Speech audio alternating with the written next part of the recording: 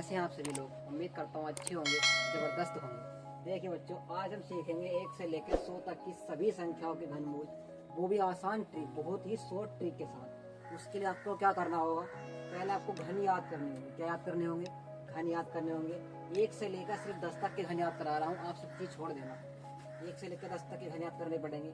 घन क्या होता है? जैसे घन किसी संख्या की घात अगर 3 है, समझ लो वो घन होगा।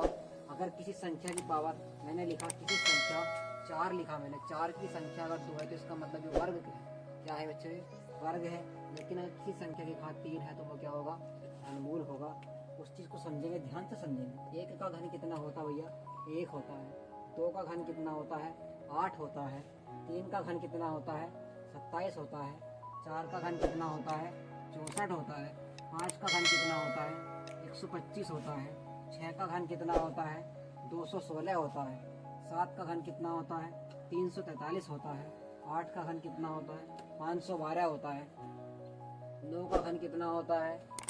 729 होता है। और 10 का घन कितना होता है? 1000 होता है। सबसे पहली बात, घनमूल निकालने के लिए घबराना बिल्कुल नहीं है, बड़े ही प्यार के साथ सवाल पूछना है। घनमूल निकालने के लिए सबसे पहले 1 से 10 तक के घन याद होने चाहिए। आप सभी आसानी के साथ कर लेंगे। उसके बाद आप सभी को इकाई का अंक याद होना चाहिए। ये बात सुनने समझो बात को। 1 जो है, 1 का घन कितना है? 1 है। तो इसमें इकाई का अंक भी क्या है? 1 है, क्योंकि इसके पहले मैं 0 लगा सकता हूँ। अच्छा, 2 का घन क्या है? 8 है। इससे पहले क्या मैं 0 लगा सकता हूँ? इसमें इकाई का अंक कितना है? 8 है। 3 के घन में इकाई का अंक कितना होगा? 7 होगा। 4 के घन में इकाई का अंक कितना होगा? 5 होगा। पिछला वाला अंक इकाई का होता है, इसके बाद इकाई का अंक होता है। 5 के घन में इकाई का अंक कितना होगा? 5 होगा। उसी प्रकार 6 के घन में इकाई का अंक कितना होगा? 6 होगा। 7 के घन में इकाई का अंक 3 होगा। 8 के घन में इकाई का अंक 2 होगा। 9 के घन में इकाई का अंक 9 होगा। और 10 के घन में इकाई का अंक क्या होगा? 0 होगा। ये सभी चीज़ें आप आसानी से कर लोगे। अब इसके बाद हम तुरंत सवाल पर चलते हैं कि भैया निकालें कैसे घनमूल। हमने एक संख्या लिखी कि 7,04,969 का हमें घनमूल निकालना है। क्या निकालना है? घनमूल निकालना है। घनमूल बताओ। देखो घनमूल निकालते कैसे? घनमूल का साइन क्या होता है? पहली बात तो वो याद होनी चाहिए। देखो घनमूल का साइन जो होता है वो ये होता है। और हमें इसका घनमूल निकालना है। इसका क्या निकालना है? हमें इसका घनमूल निकालना है।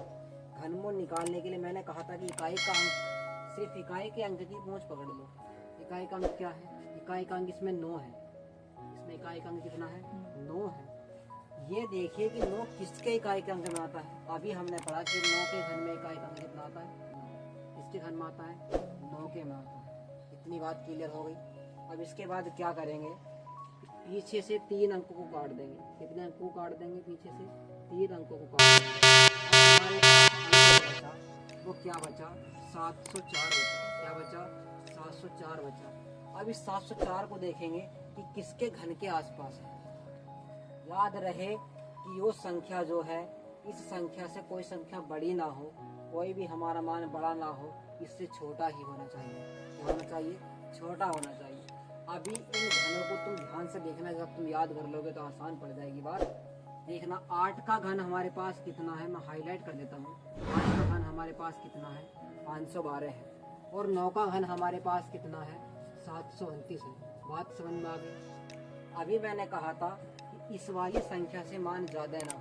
देखना, इस वाली संख्या से ये मान ज़्यादा है नहीं है? 729। अब ये ज़्यादा है। तो इससे पहला वाला अंक क्या है? 9 से पहला वाला, 9 का एक ही घन तो 729 है। तो 9 से पहला वाला अंक क्या होगा? 8 होगा। इस 8 का तुम्हें क्या निकालना पड़ेगा? घन कितना होगा भैया? 512। और 512 इससे दूर है नहीं है, तो हमेशा क्या होगी? तो संख्या क्या होगी? इसके बाद 8 होगी। क्या होगी?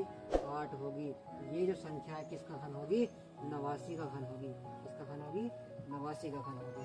बात समझ में आ गई प्यारे दोस्तों? एक बार फिर समझ लेना है। हमें क्या करना है? पहले यूनिट डिजिट को देखना है। यूनिट डिजिट कितनी है हमारे पास? 9 है। कितनी है इकाई का अंक? 9 है। इस इकाई के अंक को देखना कि हमारे किस घनमूल के पास इकाई का अंक आता है। किसके पास आता है? 9 के घन के इकाई के पास आता है। बात समझ में आ गई? हम 9 लिख लेंगे यहाँ पर।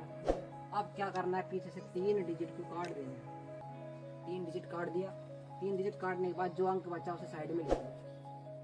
अब हमारे पास 704 संख्या बची। इस 704 संख्या को की तुलना करो कि किस घन के आसपास है। अभी हमने देखा कि भैया जी 8 का घन कितना होता है, 512 होता है। 9 का घन कितना होता है, 729 होता है। अब ये वाली संख्या हमेशा अपने वाले जो घन तुम ढूंढ रहे हो जिस संख्या का, उससे क्या होनी चाहिए, हमेशा और हमेशा क्या होनी चाहिए, ये संख्या हमेशा उससे क्या होनी चाहिए, छोटी होनी चाहिए। यानी कि जो ये संख्या है इस संख्या से बड़ी संख्या ना हो, इससे छोटी ही संख्या हो, वही हमारा आंसर होगा। अभी हमने 729 देखा, इस संख्या को मैंने स्टार किया है। 729 देखा, वो इससे बड़ा है, इससे बड़ा नहीं लेना, इससे छोटा वाला पद लेना है। तो इस 9 से पहले घन किसका आया होगा, 8 का आया होगा। और 8 का घन कितना होता है, 512 होता है। इस वाली संख्या से क्या छोटा है, नहीं है, 704 से छोटा है, नहीं है 512। तो इसका मतलब इसमें का एक इसमें अंक क्या लिखेंगे हम, 8 लिखेंगे। क्या लिख देंगे हम, 8 लिख देंगे। ये मुझे पहले हो गया था संख्या, अब निकाल ली तो क्या हो गया, इसका आंसर 89 बन गया। क्या बन गया बच्चों, 89 बन गया। यही हमारा आंसर होगा।